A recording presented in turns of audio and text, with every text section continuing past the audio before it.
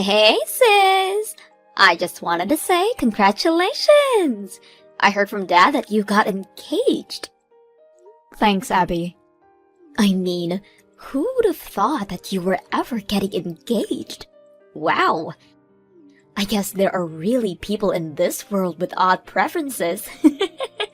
Who on earth would actively choose an ugly person as their wife? Haha, very funny. Are you sure this isn't some type of fraud? We both know that no one in their right mind would try to date a nerd like you, who doesn't even do her nails. Neither did I think you had any interest in men.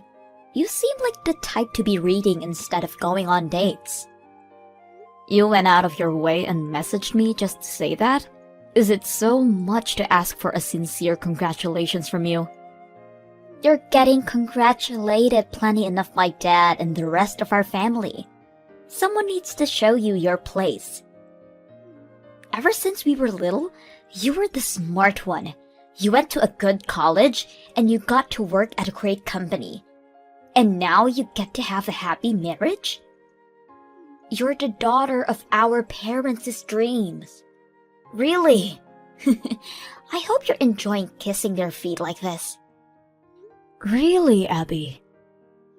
Can you really imagine how it's like to be the younger sister of such a prodigy?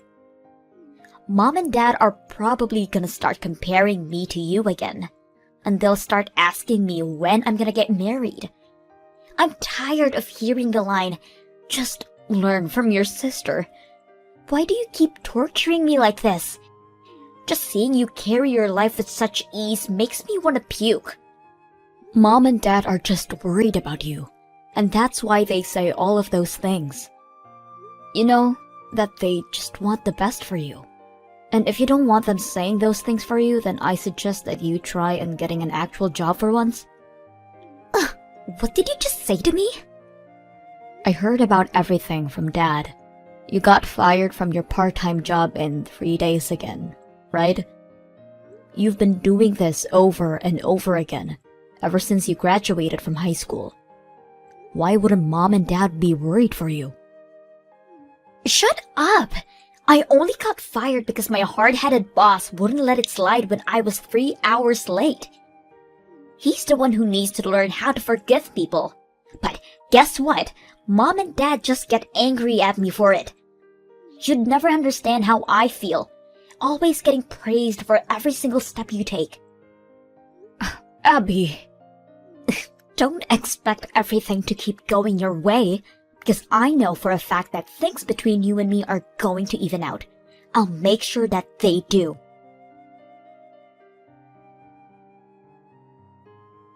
Hey, Jess. Do you have a minute? I have something really important that I need to tell you. Hey, honey.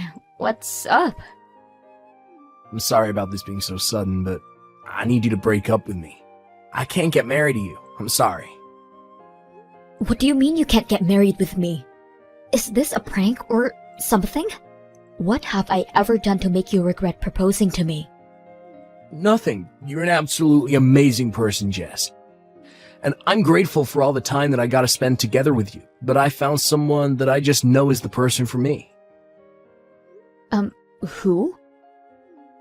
I don't want you to freak out, but it's actually Abby. I decided that I want to spend the rest of my life with her. And if you care for me, then you'd want the best for me, right? What? Abby? Like my sister? What?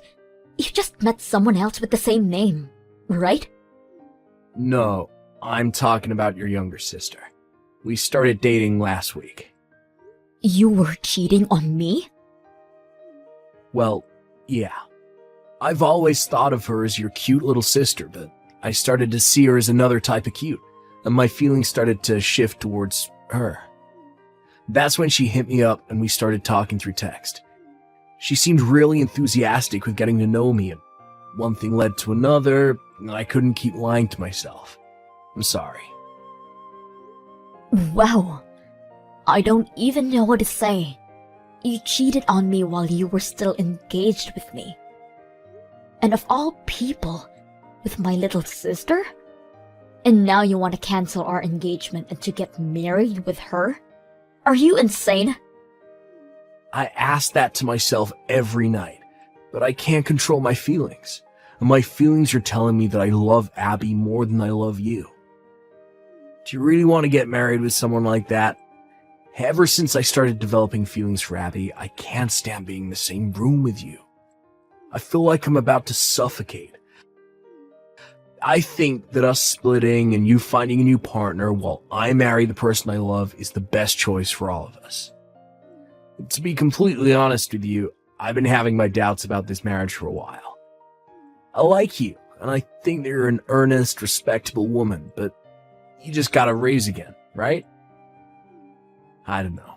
I just feel like I'm less valuable when I'm with you. It just isn't as enjoyable as being with someone who I can feel like I'm protecting. What does me getting a raise have anything to do with your value as a person? You are the one who's been cheering me for the past few years. And my hard work pays off and I get raises. And you suddenly feel less valuable? You should have just told me if you felt that way. I have my pride. I can't just tell you how I feel.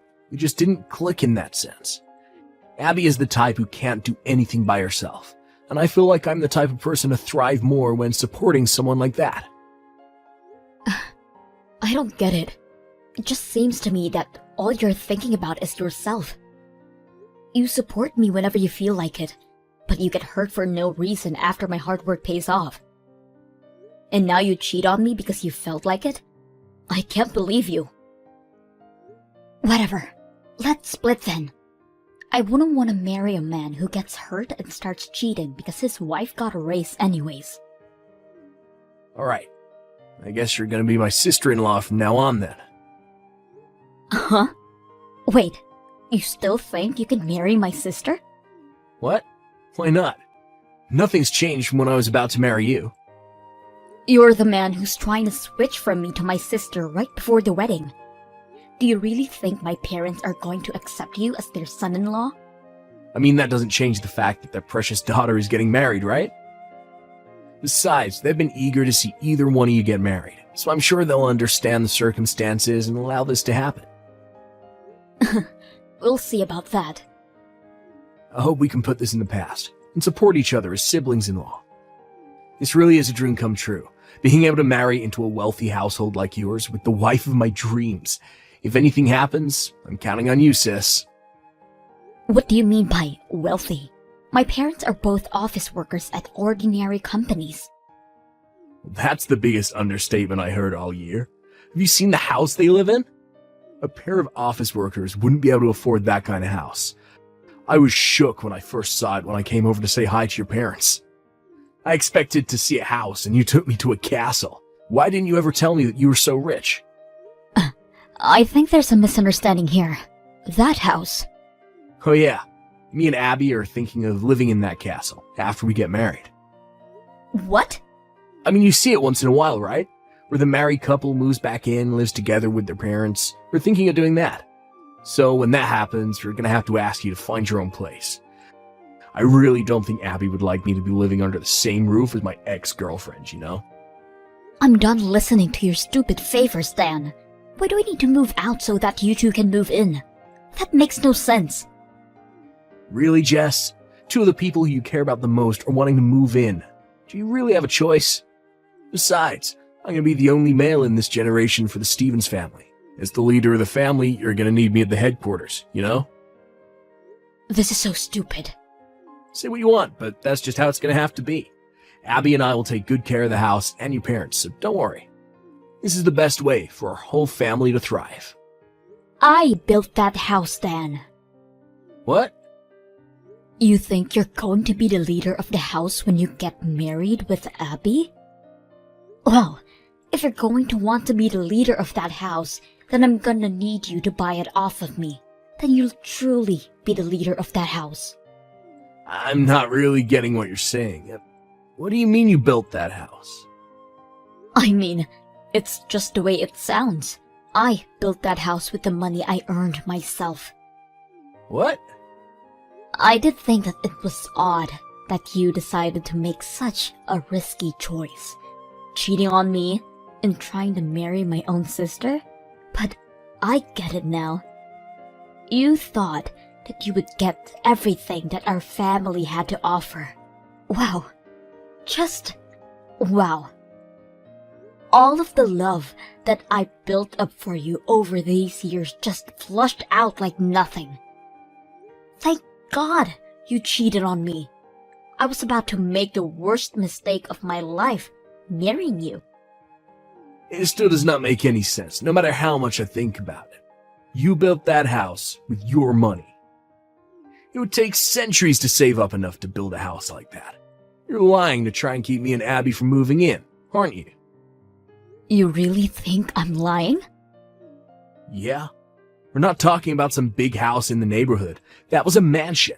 It would take a few $1,000,000 at the least to build that kind of house. No matter how many raises you're getting, it doesn't add up. You're really trying to tell me that you've been a millionaire all this time. Yes, I am. I own a patent. A patent? Yes, one that I earned during the summer break of 7th grade.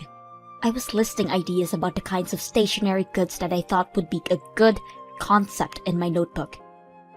And my parents said that it might be a good idea to get a patent for them. So that's what I did. Are patents something you can just get when you feel like it?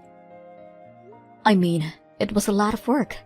But my parents were weirdly committed at the time, so we got through. And a stationery goods maker saw my designs and offered me a contract. Lo and behold, now I'm making a very good amount of money off of that contract. What? Right now, I have income from both my day job and the contract that I made with my client. So I was able to save up millions. After a while, I decided to build a mansion for myself and my parents, and here I am. This is all thanks to my parents who let me pursue my random passion and took it serious enough to get a patent for me. So I wanted to give back to them, like any normal person would. Wait. So that huge house is actually owned by you? Yes. So even if I marry into your family and become the man of the house, I'll still never own the house. Exactly. Not that I'm ever going to allow you to move into my house anyways. Why not? Why would I? Did you really expect me to let you stay in my own house after everything you've done to me? You gotta be kidding me. But all of the choices that I made were made given that I'd be able to live in that house. It was the biggest integer in my equation to a dream life. And why should I care? If you want to live in my house, then I'm gonna need you to pay some rent, or you can buy the whole thing off of me with one-time payment. I need to pay you rent or buy the whole house off you. The rent will be $5,000 a month. If you're thinking of buying, then it'll cost you about $5 million. What? How would I be able to pay an amount like that? But if you can't pay for it, then don't ask for it. But a small apartment suits the two of you better anyways. You won't be setting a single foot in my house ever again. But my dream house. My mansion. It's my mansion, Dan. Whatever. I hope you have a happy life together with Abby. Goodbye.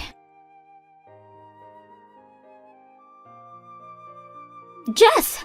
It's an emergency! I just got called out by Mom and Dad.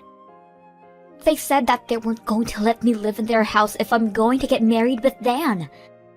They just dumped all of my belongings out onto the lawn and told me that they're not my parents anymore.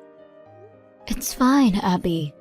Even if you lost your parents, you gain a great husband who's going to take care of you for the rest of your life, right? If your family throws you away, then just make a new family. Ugh! You're not helping! All I did was pursue my own feelings. And that's all he did too. But Mom and Dad side with you, as always, just because you're a little bit smarter than me. Why does everyone side with you instead of me? This isn't fair. This is completely fair, Abby. All I did was work hard and try to make subtle, but consistent progress since I was little. And everyone knows that I earned everything that I have right now. That's why they side with me. I'm not like you, who never worked hard for anything and kept putting off your responsibilities. We each had a fair chance at life, and I made the most of it. You dove for expedient pleasure every time it was offered, and this is where it got you. When did I ever not work hard? For starters, you never did your homework or studied simply because you didn't want to. Whenever our parents tried to find your passion for you, like that soccer club or the spelling bee, you just whine about not wanting to be there and slack off. They tried to get you to learn how to play the piano, but you threw a tantrum and ripped up the music sheets and ran off.